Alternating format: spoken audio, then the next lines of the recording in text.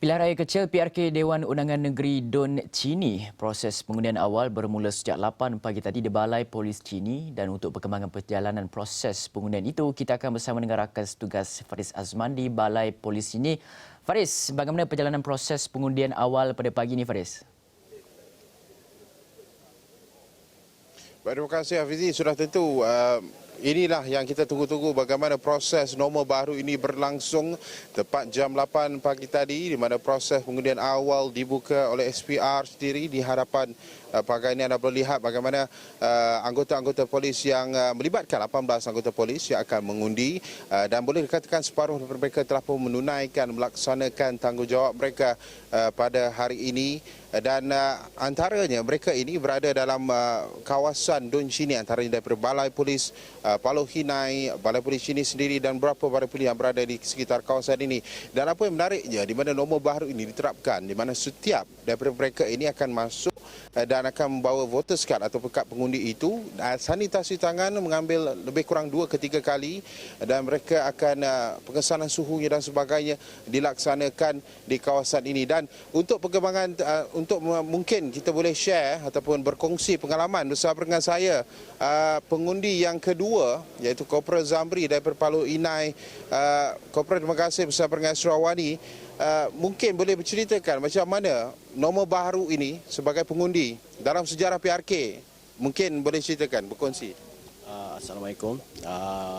Nombor baru ni rasanya satu pengalaman yang amat berharga lah kepada saya dan semua anggota-anggota yang mengundi awal lah di Balai Polis ini. Jadi dia mengikut apa SOP yang telah ditetapkan oleh pihak SPR di sepenuh wabak COVID-19 ni. Dia punya perjalanan untuk mengundi itu banyak step, banyak cara. Daripada cek suhu, lepas tu sanitizer 2 kali, lepas tu dia selepas pakai dawat dekat jari kena pakai sarung tangan. Lepas tu dia cek apa semua sekali, nama dengan IC apa semua, baru kita mengundi. Lepas tu masuk dalam peti undi, kita punya undi. Lepas tu kita keluar tu sarung tangan kita buang, disediakan untuk sampah apa semua. Selepas keluar daripada pusat mengundi tu, kita kena scan barcode yang ditetapkan oleh SPR untuk kita isi nama dan nombor telefon lah.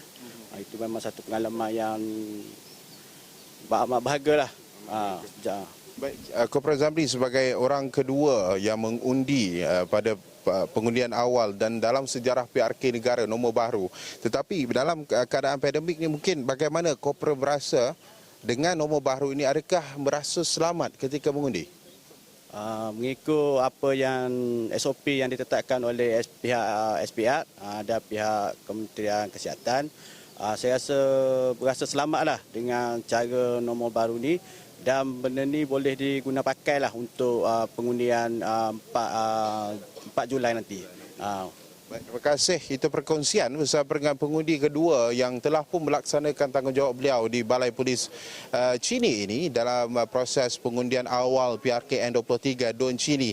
Dan sudah tentu kita akan menanti sehingga jam 12 tengah hari nanti dan mungkin sebenarnya Hafizi, proses ini akan selesai lebih awal daripada masa yang telah ditetapkan kerana hanya melibatkan 18 anggota dan boleh dikatakan separuh dari mereka telah pun menunaikan tanggungjawab mereka bagi mengundi awal di Balai Polis Chini ini. Hafizi.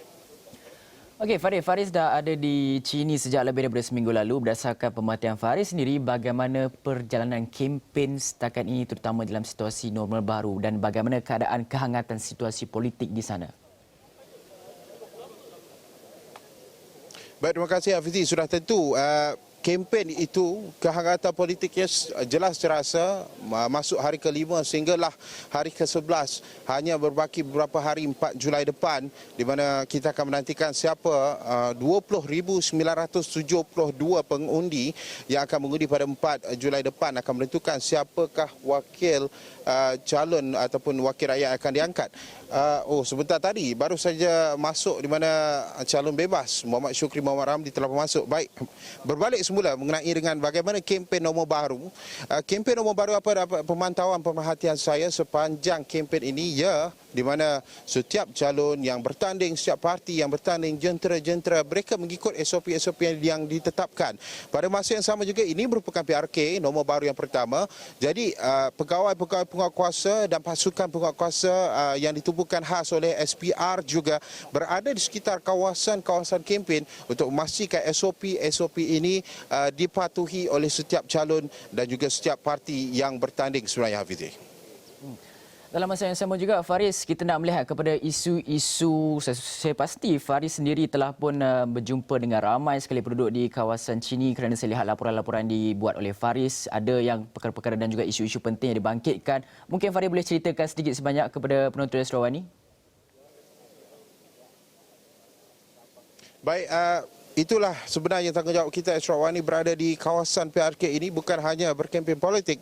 Beberapa isu yang saya wujudkan sebelumnya, mungkin saya boleh katakan rintihan dan luahan rakyat-rakyat berada di PRK ini, di mana mereka mendapat sebelum ini pembelaan, tetapi mereka mahukan penambahbaikan. Contohnya seperti masyarakat orang asli yang berada jauh di pendalaman, yang berada di pulau-pulau, mereka mahukan kemudahan asas seperti bekalan elektrik dan sebagainya. Jadi itu antara isu-isu yang dikupas oleh isu masyarakat di kawasan Don Chini ini, dan kita akan bawa pula mengenai dengan bagaimana di Chini ini untuk dibangunkan sebagai edu pelancongan dan eko pelancongan bagi menaikkan lagi ekonomi setempat di kawasan Chini ini.